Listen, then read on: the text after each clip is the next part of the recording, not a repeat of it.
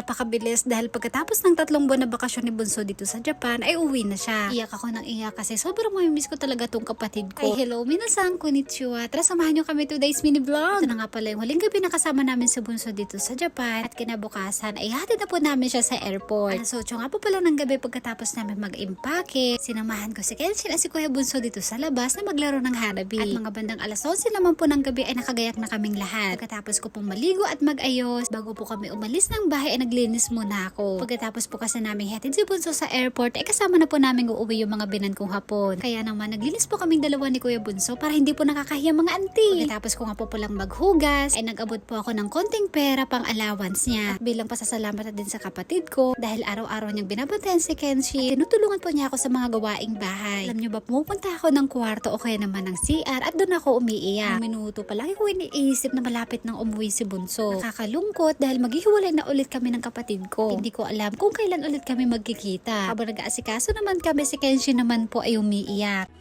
Kenshi naman.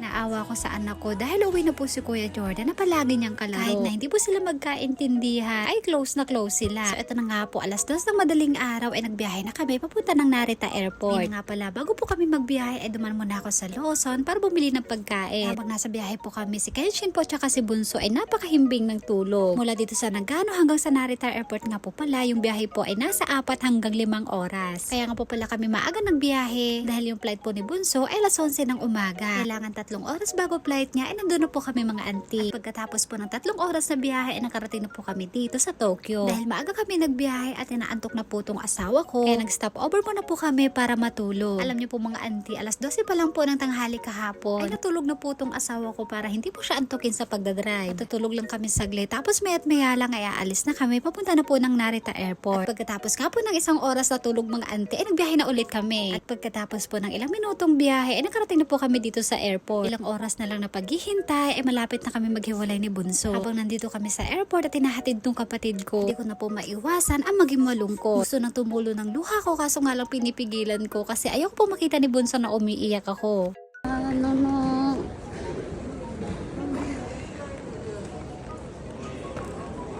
Pagpasok po namin dito sa airport, ay kumuha po kami kaagad ng boarding pass ni Bunso. Bali sa Clark Airport nga po pala bababa si Bunso mga auntie. Pagkatapos namin kumuha ng boarding pass, ay pumila na po si Bunso para naman mag-check-in. Ganito pala yung pakiramdam kapag naghahatid ng kamag-anak o ng kapatid dito sa airport. Napakalungkot at napakabigat po sa dibdib. So ito na nga po, pagkatapos ng 1 oras namin kasama si Bunso dito sa loob ng airport, para hindi mahuli si Bunso ay papasok na siya dun sa loob. Nung maghiwalay na po kami ni Bunso, dun na po tumula yung luha ko.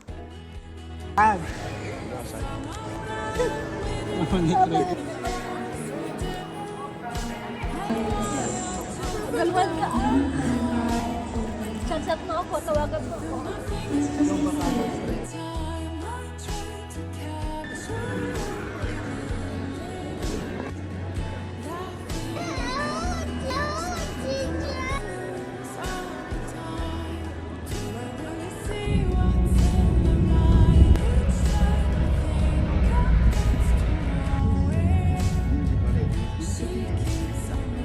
Napakabilis dahil tapos na po yung 3 buwang bakasyon ni Bunso dito sa Japan. Na nakasama ko si Bunso, sobrang saya ko mga auntie. Pero nung umalis na siya, mas lalo ako naging malungkot mga auntie. Sobrang nakakalungkot at napakabigat po sa pakiramdam pag meron kang kamag-anak na aalis.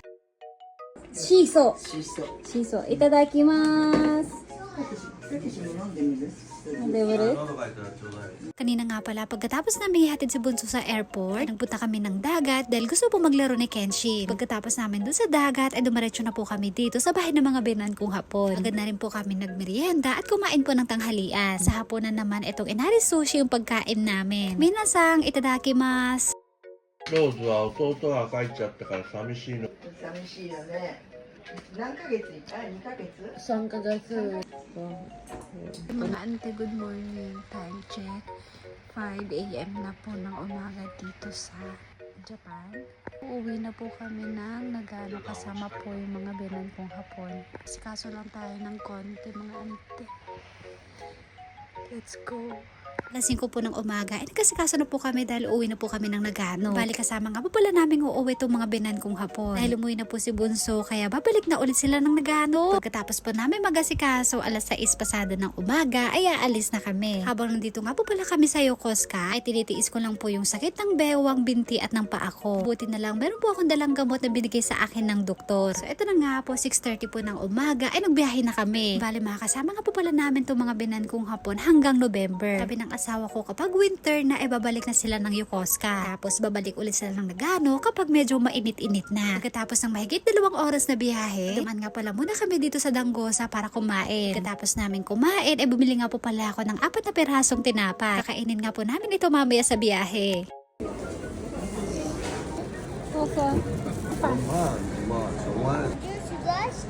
Pagkatapos namin sa Danggosa, ay nagbiyahe na ulit kami pa uwi ng Nagano. At habang nasa biyahe, ito pong binan kong lalaki ay kumakain na po ng tinapay. At pagkatapos po ng ilang oras na biyahe, ay nakarating na po kami mga auntie. At pagka-uwi po namin ng bahay, si Bunso po kaagad yung namimiss ko. Bago po kasi umuwi si Bunso ng Pilipinas, ay nagdamo siya dito sa Bakuran. Hirap talaga kapag merong sipang sa mga auntie. Yun lang po, maraming salamat sa panonood. Thank you for watching. Sayonara and Bye bye! うるさい